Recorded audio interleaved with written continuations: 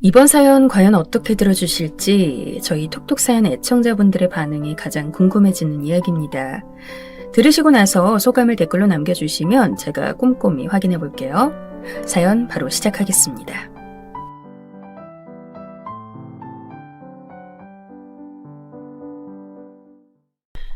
안녕하세요. 우연히 유튜브에 사연 채널이 있다는 걸 발견한 후로 종종 찾아보게 되었어요.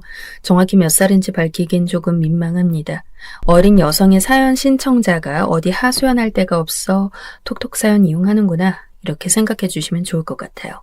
이야기의 시작은 바로 저희 엄마입니다. 엄마는 일남 일녀 중 둘째였어요. 위로 오빠, 그러니까 저한테는 외삼촌 되시는 분께서 계셨고요. 두 분이 2살 차이가 나요. 저희 엄마는 오로지 딸이라는 이유 하나만으로 집안에서 모진 멸시와 차별과 학대를 받으며 자라는 사람입니다. 반대로 외삼촌께선 외할머니로부터 특별 대우와 남다른 대접과 사랑을 독차지하며 자라는 사람이고요. 저희 엄마가 세상에 태어났을 때 외할머니는 기뻐하지도 않으셨대요. 우리 첫째가 아들이었기에 망정이지 왜 재수없게 딸이 태어났대. 내가 그렇게 아들을 또 얻길 기도했는데 에휴, 전혀 예쁘지도 않다. 예쁘지도 않아. 외할머니께서는 결혼 극초반에 엄청난 시집살이를 겪으셨던 분입니다. 그런데 아들을 출산하신 이후로 받으셨던 대접이 많이 달라졌나 봐요. 그때 체감을 하셨던 거죠. 아들 낳는 게 크나큰 공로를 세우는 것임을 말이에요. 게다가 외할머니께선 6자매였어요. 여자만 득실거렸던 집안에서 태어나 자랐던 분인 거예요. 외할머니께서는 당신도 자라는 동안 집안에 남자가 없어서 암탉만 울어서 재수없는 집이다 이런 소리 많이 들으셨대요. 그런 마당에 결혼하고 나시니까 시집살이 당하게 되었고 아들 출산하면서 받는 대우와 느껴지는 시선이 달라지자 완전히 삐뚤어진 사고방식을 갖게 되신 모양이었죠. 삼촌 생일이면 동네 떠나가랴 모든 사람들이 알게끔 시끌벅적하게 축하를 해주셨지만 엄마 생일은 아무것도 없었다고 합니다. 그렇게 눈에 띄는 차별을 아무리 어린 나이였다 해도 저희 엄마가 모르실 순 없었겠죠. 게다가 단지 집안에서뿐만 아니라 친가든 외가든 모든 관심과 사랑은 외삼촌이 독차지를 했어요. 저희 엄마는 마치 꿔다 놓은 보리자루 신세였다고 하네요. 일상생활 속에서 저희 엄마가 개중스러웠던 것은 밥상 앞에서였다고 합니다. 어디 감히 네 오빠가 먹을 반찬에다 손을 대는 거야? 이게 너 주라고 만든 줄 알아? 밥 먹다가 숟가락으로 머리 맞아보기는 예사였다고 저희 엄마는 회상했어요.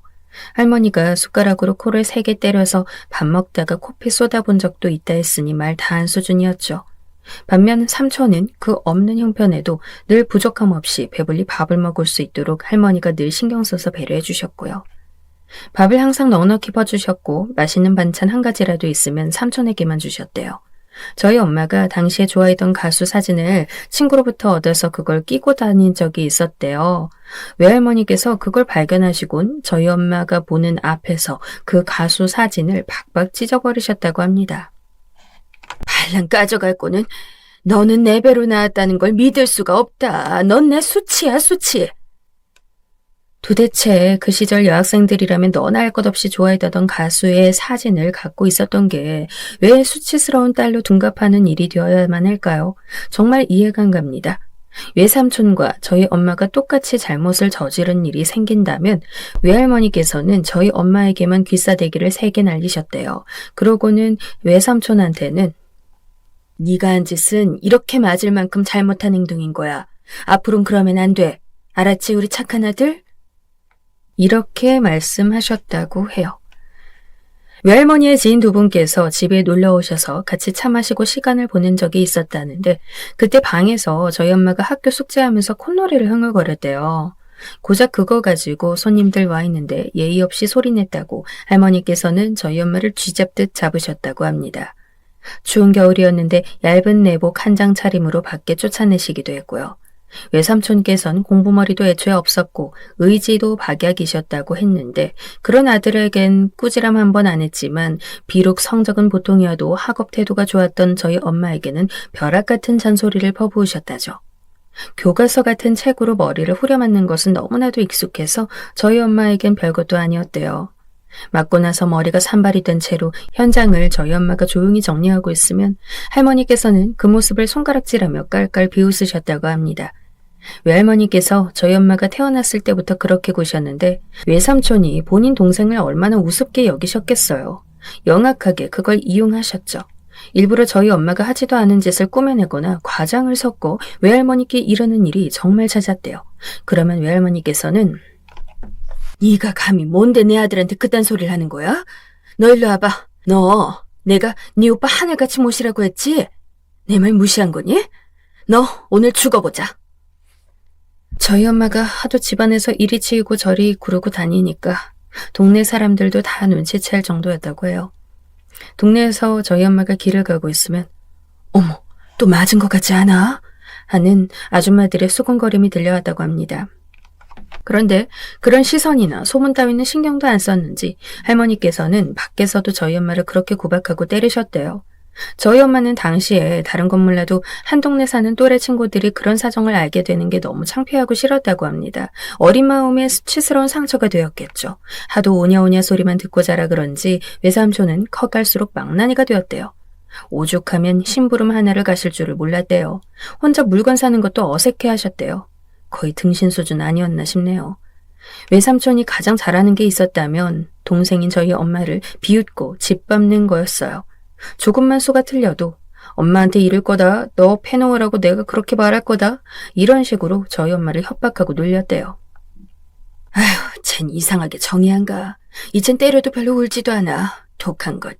그럴수록 더 세게 때려주고 싶다니까. 어휴, 얄미워. 저희 엄마를 두고 외할머니께서 친척분들에게 하셨던 말씀이라고 합니다. 그 이야기를 저희 엄마가 엿듣고는 속으로 피눈물을 흘렸대요. 너무 서럽고 짧게 살아온 인생이 서글퍼서요. 그리고 지독하게 외로워서요. 그나마 이런 저희 엄마를 알아주는 존재가 있다면 외할아버지였다고 해요. 당신 작작 좀 해. 애가 불쌍하지도 않아? 그러다가 정말 애 잡겠어. 아들만 자식이야? 딸도 우리 자식이라고. 정신 좀 차려. 참나. 이런 것 좀 혼나고 이런 것 좀 맞는다고 뭐 잘못되기라도 하는 줄 알아? 우리 딸이 얼마나 독한 년인데 모르는 소리 말어. 하지만 외할머니께서 워낙 악랄한 분이셨던 데다가 가장으로서 고된 일과를 보내고 계셨던 당시 할아버지께선 가정에 깊은 관여를 하실 여력이 전혀 없었던 모양이었나 봐요. 그래도 외할아버지는 저희 엄마한테 전혀 적대적이지도 않았고 특별히 외삼촌을 편애하지도 않았던 분이었기에 한줌의 다행이었습니다. 정서적, 신체적으로 모진 학대를 받아온 엄마는 커갈수록 집에 정을 붙이지 못했고 몇 번 가출을 감행한 적도 있었대요. 그럴 때마다 저희 할머니는 저희 엄마를 찾으려는 신흥조차 하지 않으셨다고 해요. 오히려 엄마가 집으로 돌아올 때마다 왜? 밖에서 아예 뒤져버리지? 왜 다시 기어들어오니? 이렇게 빈정거리셨다고 합니다. 눈먼 편애만 받아오신 외삼촌은 잘못 자라났고 사회성도 많이 부족하셨다고 해요. 성인이 되자마자 사고를 쳐서 할머니와 할아버지는 경찰서에 가셨대요. 그리고 그 사건의 화살은 저희 엄마에게로 돌아왔죠. 네가 부정적인 영향을 끼쳐서 그래. 네가 내 아들 망쳐놓은 거지? 그런 거잖아. 외할머니께서는 저희 엄마의 머리채를 잡고 그렇게 소리 지르셨다고 합니다. 그게 어째서 저희 엄마의 탓이 된단 말인가요? 저희 엄마는 이 지긋지긋하고 소림 끼치는 가정 환경을 벗어나야겠다는 일념으로 버티게 되었고 성인이 되어 완전히 독립하는 날만을 기다렸대요. 대학 가고 싶단 꿈을 가진 적이 있었으나 외할머니께서 한 푼도 줄 수 없으니까 하여간 그런 줄 알아. 절대로 지원을 안 해줄 것이라 엄포를 놓았기 때문에 쉽게 진학을 생각할 수 없다고 하네요. 저희 엄마는 고등학교만 간신히 졸업하고서 짐을 챙겼다고 합니다. 생각해보면 그 집에서 그때까지 버티고 살면서 고등학교까지 다닌 것도 기적 같았다고 저희 엄마가 그렇게 말했었죠. 갓 성인 된 여자가 그냥 맨몸으로 집을 나온 거예요. 오죽 집이 싫었으면요. 외삼촌은 군대 가서도 적응을 못해서 사고를 쳤고 그 일로 외할머니께선 골머리를 앓으셨습니다. 그 화풀이를 저희 엄마한테 푸셨고요. 이게 다 너 때문이야. 네가 제대로만 컸어도 내 아들한테 그딴 영향은 안 갔어. 차라리 나가 뒤져. 너 같은 건 쓸모 있던 적이 한 번도 없었으니까. 그래서 저희 엄마는 아무런 독립 준비도 없이 그냥 집을 나섰던 겁니다. 고등학교에서 마음이 잘 맞았던 친구분의 집을 찾아가 며칠을 보냈고요. 그러면서 아르바이트 자리를 구했대요. 아르바이트로 돈 벌면서는 또 다른 친구의 집을 찾아가 며칠 신세를 졌다고 해요.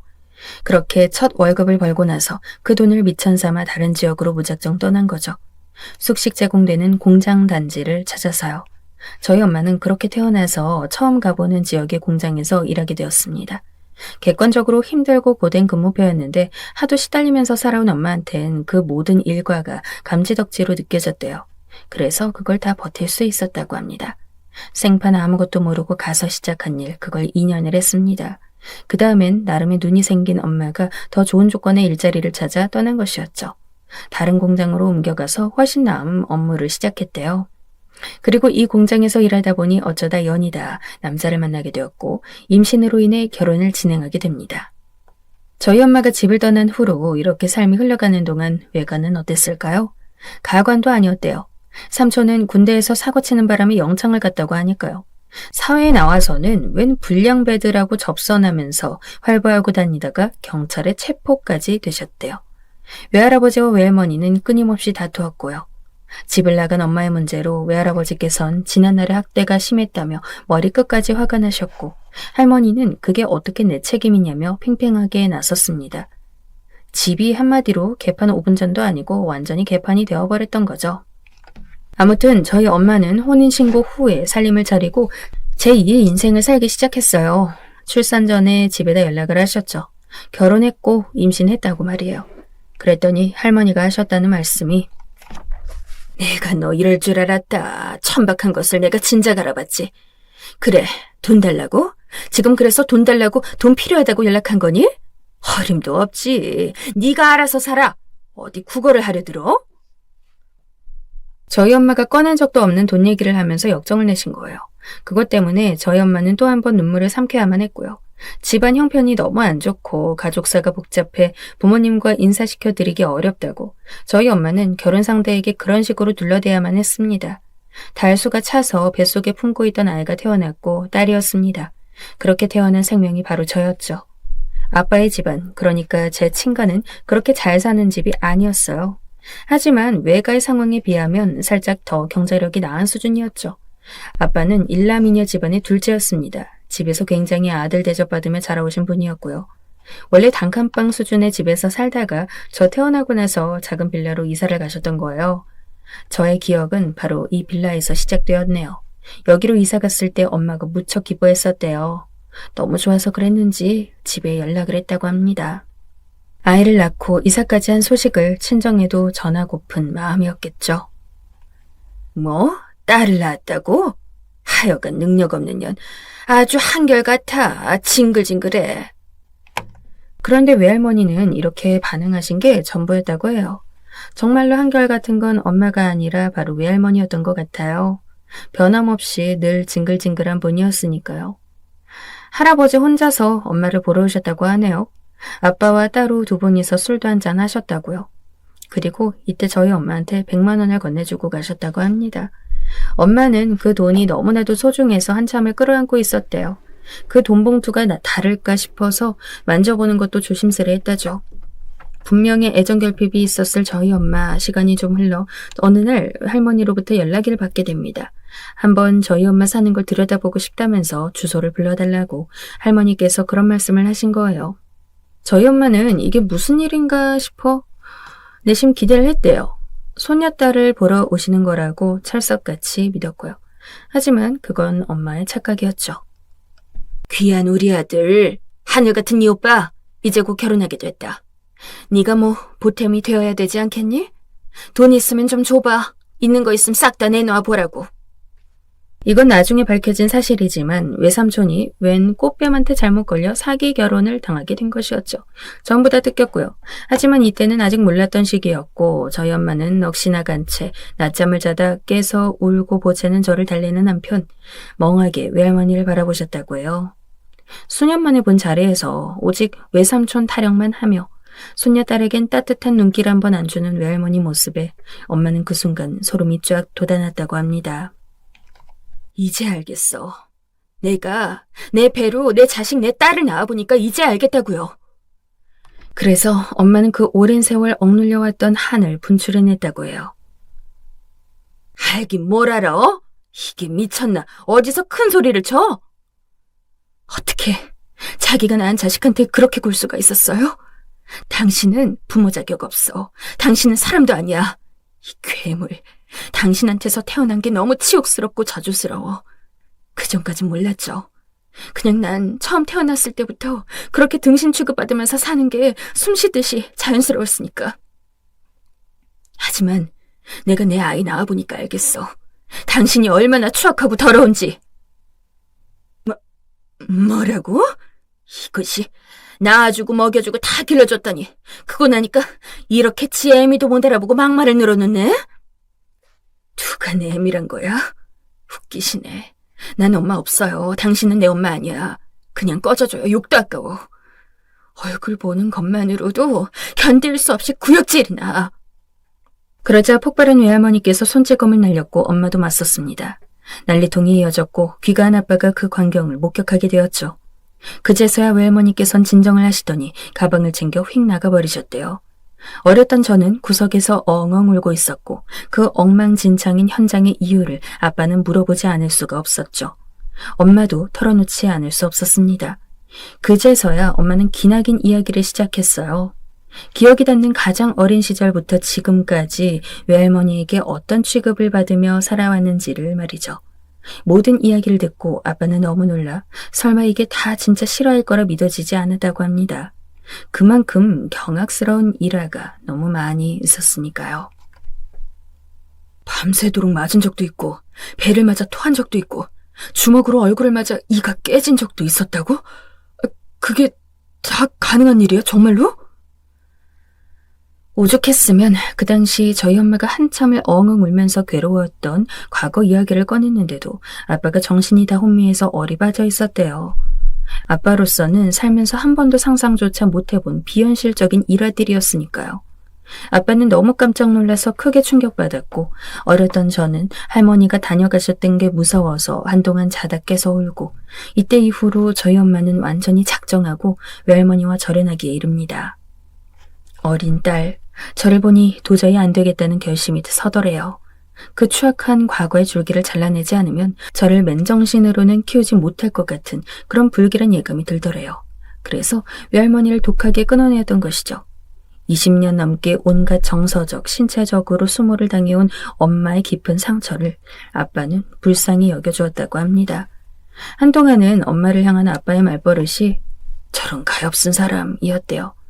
엄마는 제가 초등학교 들어가기 전 임신을 했다가 유산이라는 아픔을 겪었습니다. 병원에서 태아의 성별이 아들이라고 했었대요. 그래서 할머니께서 크게 분노하셨었다고 합니다. 별 크게 쓸모도 없는 딸은 순풍 낳아놓고 떡두꺼비 같은 귀한 아들은 뱃속에서 잃어버려? 내가 정말 기도 안 찬다. 기도 안 차. 뭐 이런 해괴한 일이 다 있을까? 저는 어렸을 때였고 부모님이 유산에 대해 정확히 말을 안 해주셨기 때문에 몰랐죠. 이걸 나중에 알게 되었을 때 얼마나 참담했는지 모릅니다. 할머니께서 설마 그 시절부터 못된 분이었을 거라고 짐작하지 못했으니까요. 저희 엄마는 그때의 유산 이후로 몇 년 지나서 자궁 쪽 문제로 수술을 받았습니다. 이 수술 때문에 다시 임신하는 건 불가능이 되었고요. 저는 이것도 그냥 자궁 문제로 수술받아 그렇게 되었다 정도만 알았다가 나중에 전말을 알게 되었죠. 정말 기가 차는 내용이었어요. 엄마의 당시 병명은 자궁경부암이었는데 원인은 아빠에게 있었죠. 아빠가 외도를 저질렀기 때문에 엄마에게 몹쓸 균이 옮았고 그것으로 인해 그 자궁까지 잃어야만 했던 것이에요. 황당한 건 엄마도 수술 당시엔 몰랐대요. 병원에서 자궁경부암이라는 게 남자 쪽 문제로 발병한다는 그 사실을 말 안 해줬다고 합니다. 무지한 유부녀가 걸렸을 경우에는 괜히 가정 파탄나는 길로 갈까봐 병원 측에서 진상을 말 안 해주는 분위기가 당시에는 팽배했던 거죠. 수년 후에 엄마가 다른 문제로 병원에 가서 이런저런 상담을 받다가 그 사실을 알게 되었다고 합니다. 지독한 배신감에 휩싸인 엄마가 당장 아빠한테 따졌었대요. 바람 피워서 자기한테 균을 옮긴 거냐고요. 그런데 아빠가 한숨을 푹 쉬더니 이제 와서 뭘 어쩌라는 거야. 이제 알았으면 뭐가 달라져? 서로 기분만 상하는 거지? 이러면서 엄마한테 핀잔을 주셨다는 겁니다. 적반하장도 유분수로요. 저희 엄마가 자궁수술 이후로 할머니로부터 온갖 모욕적인 언사를 받아온 것 아빠도 잘 아셨을 겁니다. 눈이 있고 귀가 있는데 어떻게 모르겠어요. 뻔히 원인 제공한 범인이면서 모르쇠하고는 엄마가 당하는 고충을 그저 방관만 하셨던 거죠. 그러는 동안 엄마는 계속 할머니한테 시달리면서 점차 죄인이 되어가고요. 저희 엄마가 얼마나 외롭고 힘들었을지 딸인 제가 그것을 못 알아준 것만 같아 그 세월이 깊은 회한을 느낍니다. 사랑하는 저희 엄마는 저를 키우는 동안 과거의 상처들이 되살아날 때마다 힘들어하기도 했죠. 하지만 저를 위해 최고의 엄마가 되어주려고 많은 노력을 했어요. 저에게 상처 안 주려고, 평범한 가정 환경에서 살게 해주려고 정말 애를 썼어요. 그걸 제가 너무나 잘 알고 있죠. 제가 중학생이었는데요. 학교에서 수학여행 가기 하루 전이었는데 엄마가 밤에 술 한잔 하더니 저를 앉혀놓고 이런 말을 했었어요. 사실 엄마는 있잖아. 그럼 안 되는데 우리 딸을 질투할 때가 종종 있었다. 엄마는 여자라는 이유로 집에서 먼지나게 맞으면서 차별당하고 자랐거든. 옷 한 벌을 번듯한 걸로 입어본 적 없었어. 그런데 외동이라서 누구랑 비교당할 일도 없고 부모로부터 과시당하지 않는 우리 딸의 평범한 일상 보면서 엄만 그게 참 부럽더라고. 난 왜 그렇게 못 살았나 이런 생각 들 때마다 미칠 것 같더라고. 괜찮다가도 가끔은 그럴 때가 있어. 엄마 참 못났지? 우리 딸 보기가 그래서 미안할 때가 많아. 저는 당시 한창 사춘기가 심할 때라 엄마의 그 눈물 젖은 진심을 보듬어주지 못했어요. 후회되는 것 중 하나예요. 외할아버지 외할머니는 진작 별거 하셨고 저 초등학교 들어가고 나서 이혼하셨어요. 그리고 외삼촌은 사기를 한 차례 당하더니 도박으로 돈을 꽤 날렸습니다. 돈 달라면서 저희 집에 찾아와 행패 부리신 게 몇 번 됐어요. 저는 어렸을 때였는데도 삼촌이 불쑥 찾아오셨을 때의 그 모습들이 선명하게 기억으로 남았어요. 너무 징그럽고 무섭게 느껴졌거든요. 살이 뒤룩뒤룩 찐 외삼촌이 술에 취해 찾아와 돈 달라고 소리 지르던 모습들. 그런 것 때문에 할머니께서 저희 엄마를 더 마음에 안 들어하게 되었죠. 교양 하나 없고 무식한 집안이라고요.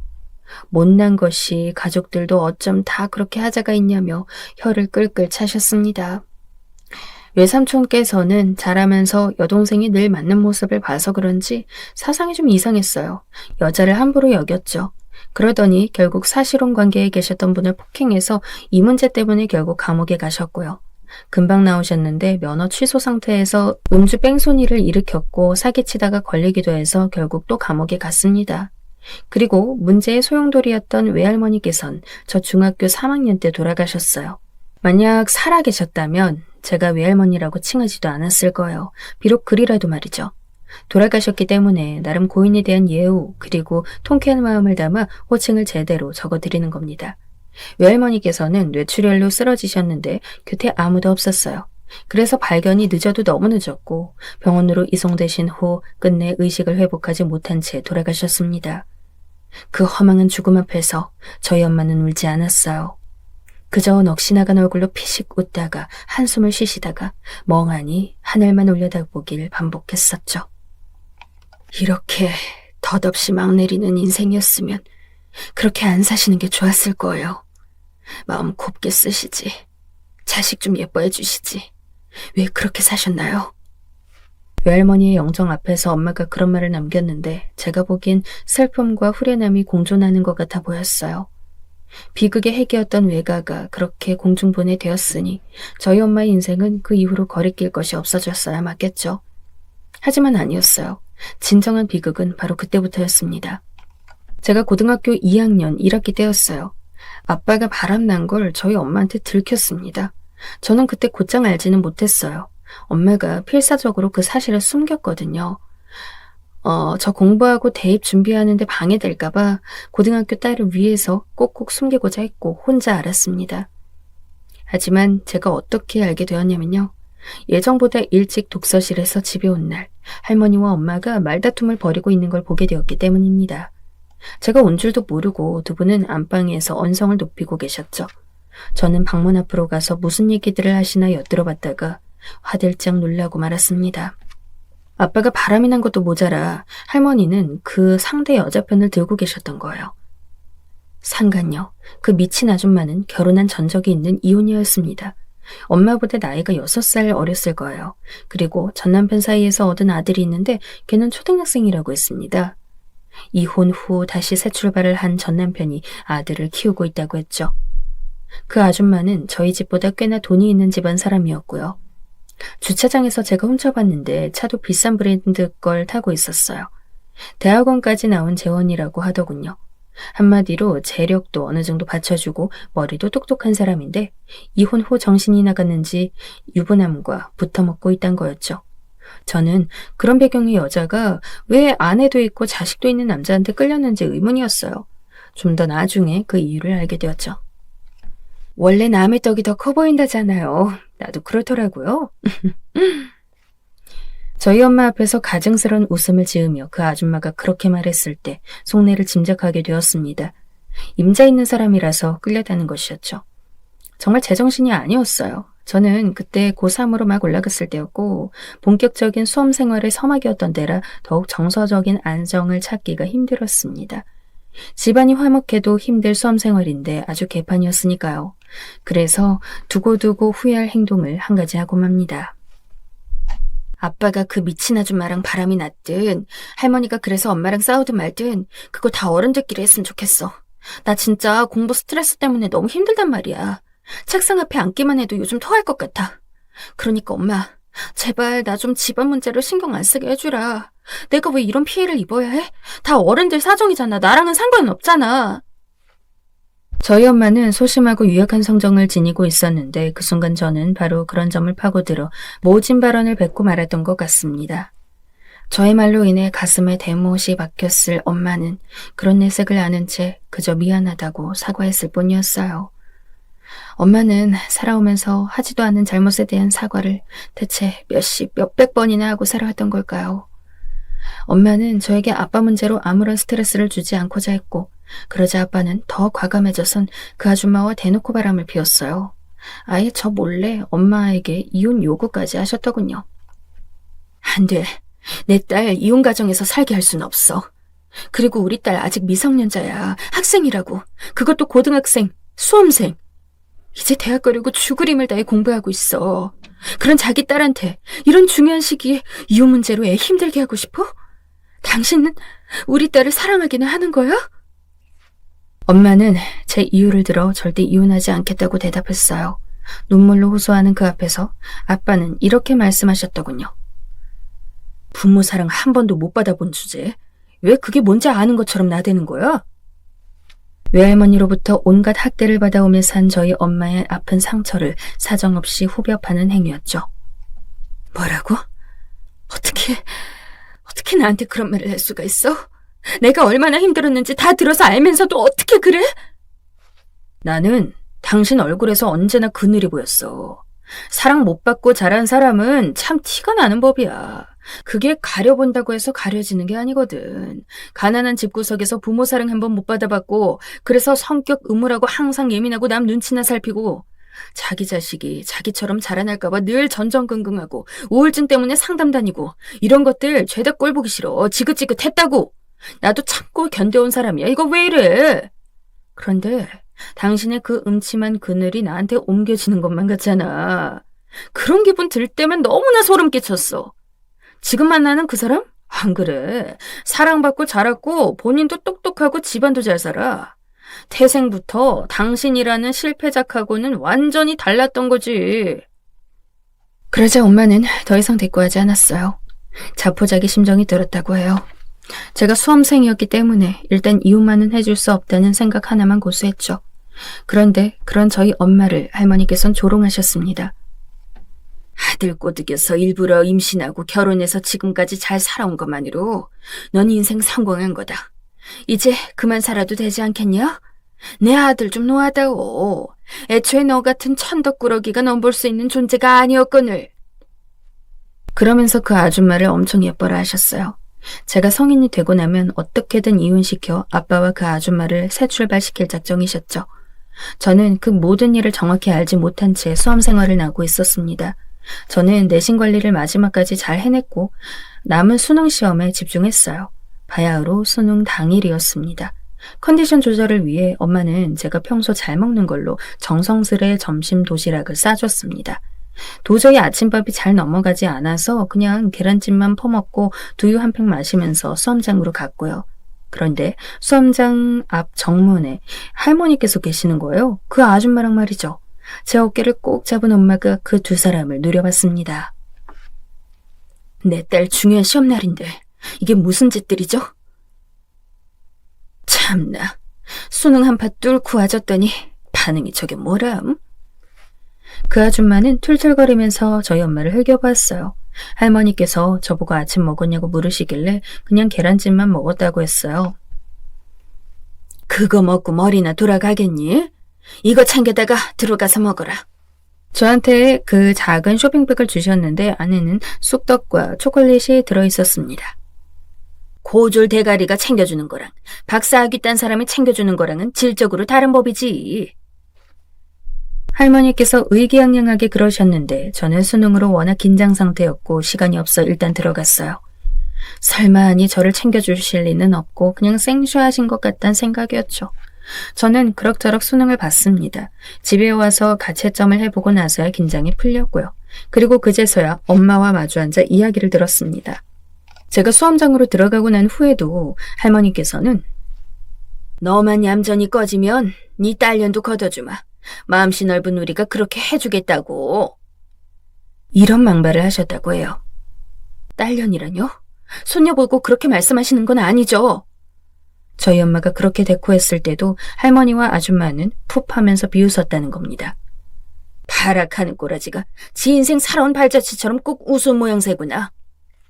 할머니의 그 쐐기를 듣고선 엄마는 모멸감으로 몸을 떨었다고 합니다. 저는 그때가 돼서야 엄마의 모든 이야기를 듣게 되었어요. 제가 얼마나 가슴이 아팠고 또 죄책감이 들었는지 모릅니다. 그리고 얼마 후 저희 엄마는 옛날 친정집이 있던 데를 혼자 다녀오겠다며 외출하셨고 다시는 돌아오지 않았어요. 아주 먼 곳으로 혼자 여행을 떠났죠. 엄마의 죽음 앞에서 전 미친 사람이 되었습니다.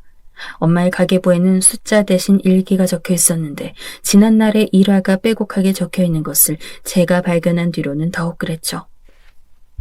아니, 왜 갑자기 주제 파악을 잘하고 지랄을 해? 이거 사람 난감하게 만드네. 저희 엄마 영정 앞에서 그런 혼잣말을 남기신 할머니. 저는 그 모습을 보고 결심했습니다. 가만두지 않기로요. 한숨만 내쉬면서 미안하다는 말 한마디 하지 않고 침묵을 지키던 아빠. 수능 보고 난 뒤라서 다행이라 말하던 그 미친 아줌마. 모두 제가 응징하기로 했습니다. 저는 우선 돈을 뜯어낼 유량으로 대학 등록금, 생활비 지원 다 해달라고 했어요. 그렇게 저는 대학에 들어가 자취까지 시작하게 되었고요. 가장 먼저 한 일은 외할아버지께 연락한 것이었어요.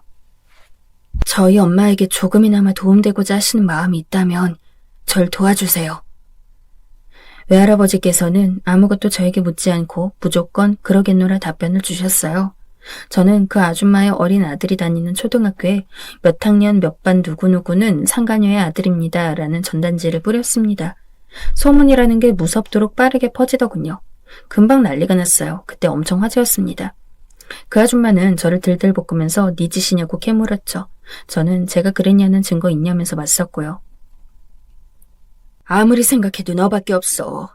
너 때문에 앞으로 난 내 아들 못 만나게 생겼어. 내 아들, 그 어린 게 무슨 죄가 있다고 그런 거야? 아줌마, CCTV에는 모자 쓰고 마스크 쓴 남자밖에 안 찍혔다면서요. 왜 자꾸 저한테 그러시는데? 그리고 세상에는 원래 잘못한 게 없어도 억울한 일이 생기는 거 비일비재예요. 몰랐어요? 그 아줌마 아들은 멀리 전학을 가야만 했고 그 아줌마는 완전히 정신적 타격을 입었죠. 그러는 동안 아빠의 직장 앞에는 외할아버지께서 가 계셨습니다. 몸의 앞뒤로 내 딸을 죽인 살인마가 이곳에 있습니다. 라는 팻말을 거신 채 말입니다. 아빠는 눈이 뒤집어졌죠. 저한테 왜 이러십니까? 대체 저한테 이러신다고 해서 얻으시는 이득이 뭔데요, 예? 하지만 할아버지는 요지부동이었고 결국 아빠는 얼마 못 버티고 윗선의 눈치와 압박에 못 이겨 퇴사를 하고 마셨네요. 제가 언론사에 외할아버지께서 그러고 계신 거 사진 찍어 제보했거든요. 이런 이슈가 있다고요. 보수적인 직장이었기에 그런 인터넷 기사가 나자마자 외부에서 부정적인 여론이 쫙 퍼진 모양이었습니다. 그래서 아빠가 그만두시기까지 했던 거죠. 저는 일부러 할머니께서 혼자 계실 때 찾아갔어요. 그리고 할머니의 지난 만행이 엄마의 일기장에 고스란히 남아있음을 밝히며 그 아줌마를 정신 나가게 만든 것도 아빠를 직장에서 쫓아내게 만든 것도 다 저라는 사실 역시 밝혔습니다. 예상대로 다혈질의 할머니는 바로 얼굴에 열이 올라 저한테 삿대질을 하고 소리 지르시며 난리 나셨고요. 그런데 어떡하죠? 저는 아직 다 안 끝났는데. 할머니, 오래오래 사세요. 그래서 제가 할머니 눈에 친히 흙 넣어드리는 것까지 다 보셔야 해요. 앞으로 제가 할머니 여생을 얼마나 망치는지 꼭 지켜봐 주세요. 저 열심히 노력할 거예요. 저는 방긋방긋 웃으면서 말씀드렸습니다. 그리고 정말 놀라운 일이 벌어졌죠. 저를 향해서 귀싸대기를 날리려던 할머니께선 스스로의 힘에 못 이겨 미끄러져 넘어지셨고 끄끄 소리를 내면서 신음하셨습니다. 벌써 주무시려고 누우신 거예요? 그럼 전 이만 가볼게요. 편히 쉬세요. 저는 쓰러진 할머니를 두고 집을 나섰습니다. 아주 태연하게요. 손은 벌벌 떨리고 있었지만 주먹을 꽉 쥐고 이겨냈습니다. 뒤늦게 아빠가 할머니를 발견하셨죠. 할머니께서는 목숨을 건지셨지만 후유증으로 말씀이 어눌해지셔서 의사소통이 어렵게 됐습니다. 그 아줌마는 자기 아들을 만나지 못하게 되었고 상심이 커서 아빠랑 헤어졌고요. 멀리 이사까지 갔어요. 아빠는 그 나이에 재취업이 쉽지 않아서 아직까지도 방황하는 중입니다. 할머니께서는 차라리 죽느니만 못한 상태로 지내고 계시고요. 저는 부양할 의무 없다는 이유로 두 분을 멀리했죠. 가끔 외할아버지랑만 연락하면서 지냈습니다. 대학 졸업 후에 막 취업을 한 상태인데 제가 어떤 가정사를 지니고 있는지는 주변 사람 아무도 모릅니다. 저만의 비밀이죠.